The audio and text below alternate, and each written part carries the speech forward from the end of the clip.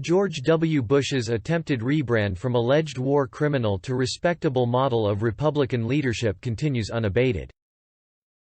The former president spoke at the Flight 93 National Memorial in Pennsylvania on Saturday to commemorate the 20th anniversary of the Sept.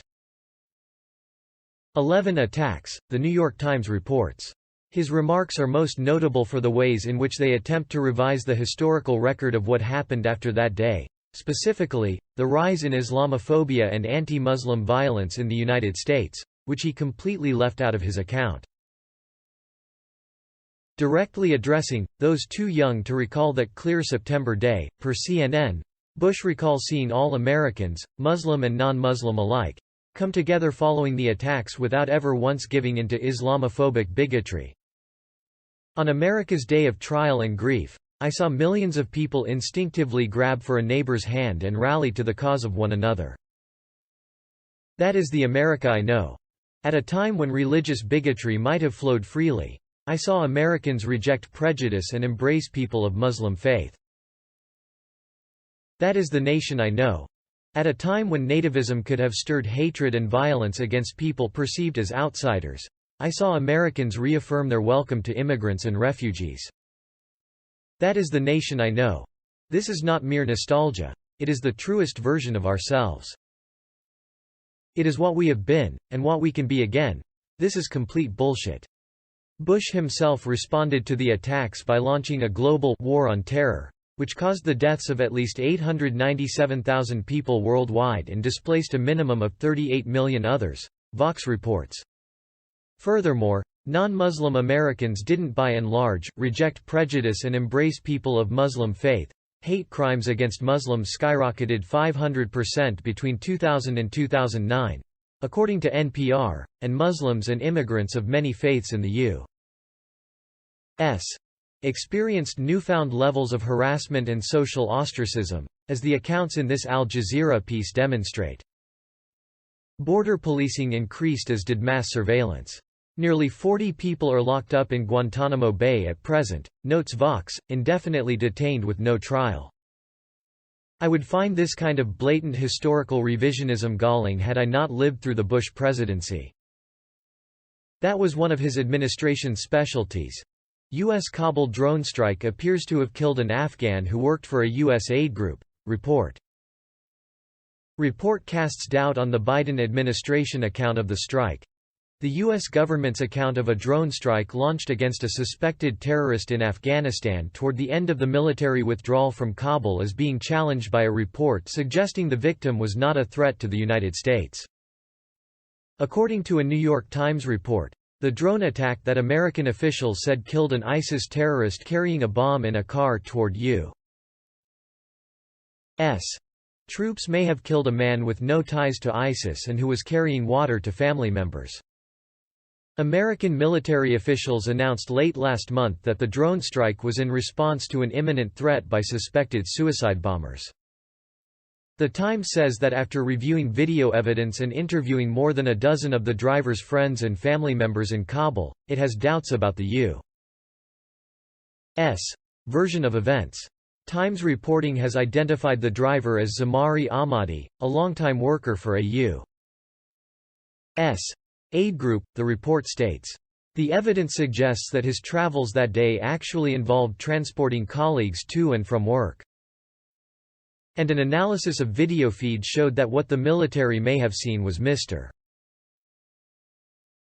Ahmadi and a colleague loading canisters of water into his trunk to bring home to his family.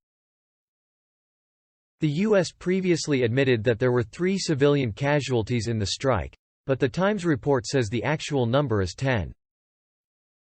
7 of those individuals were children, including young family members of Ahmadi who relatives say had run to the car to greet him when he got home moments before the strike.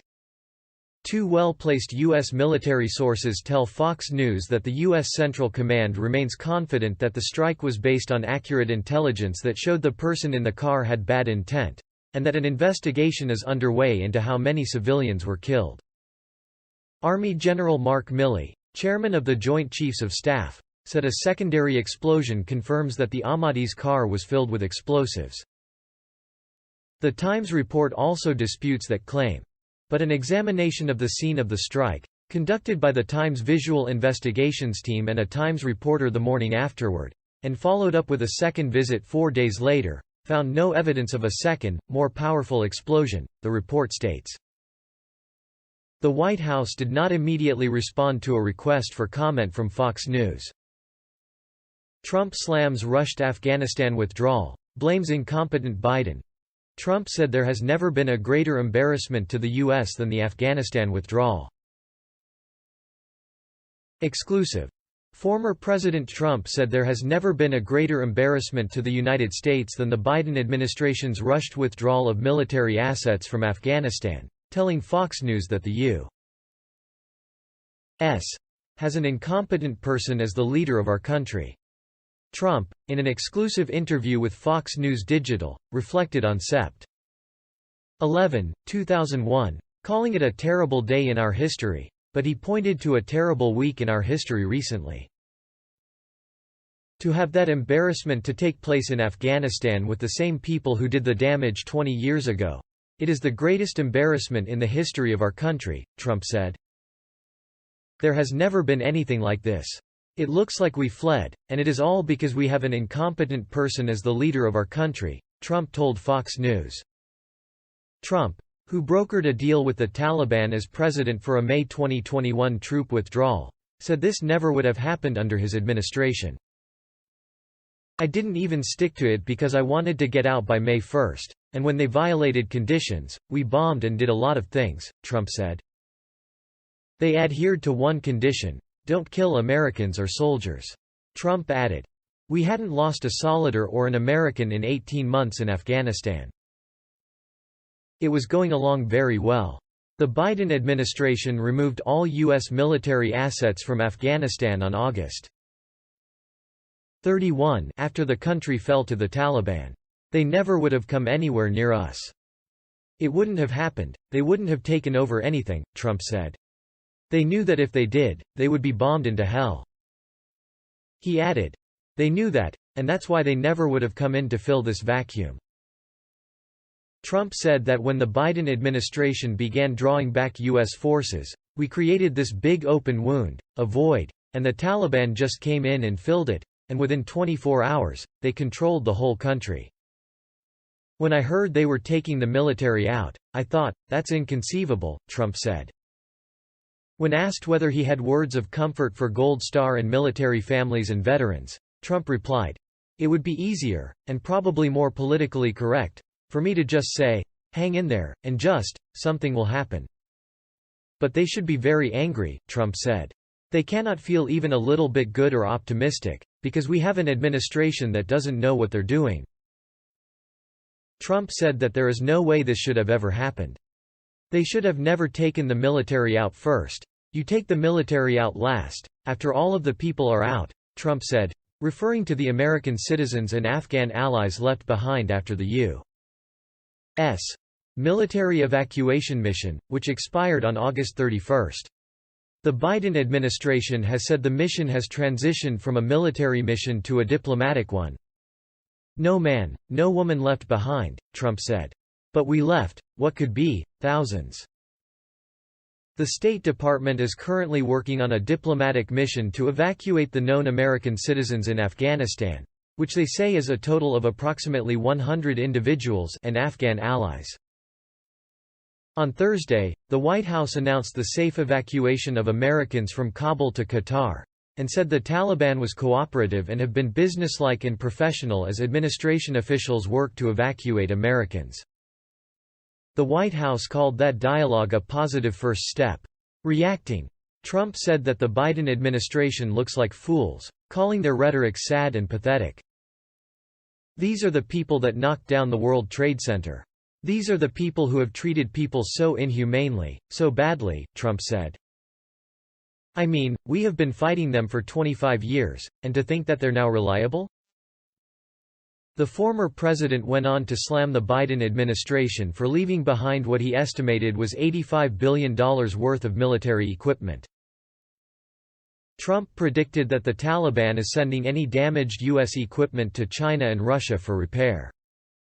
We had tremendous air power, Which they now have, and it's not even believable, Trump said, questioning why the Biden administration left U.S.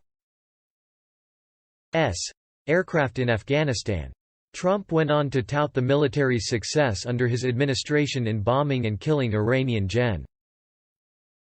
Qasem Soleimani, ISIS leader Abu Bakr al-Baghdadi, and in destroying the ISIS caliphate. I got rid of 100% of the ISIS caliphate, Soleimani, al-Baghdadi, Trump said. Everybody gone. Asked about his administration's success in brokering the Abraham Accords, the peace agreement between Israel and the United Arab Emirates that normalized relations, Trump replied, "We would have had peace in the Middle East. But the U.S. looks like a bunch of fools right now. We look like we surrendered," he said. "We look like we ran." Looking to the future, Trump said that the United States has to move forward. "We have no choice, we have to do what we have to do," Trump said. "We're an embarrassed country, and we've never had anything like this." He added, "We're not respected anymore, we're disrespected all over the world." "I can't tell you how serious that is," Trump said. Meanwhile, as for his plans on 9/11, Trump said he would be traveling to Manhattan. "It is very depressing," Trump said. "This was supposed to be a day of victory. Now it is a day of embarrassment," he continued. "How do you have this happen?"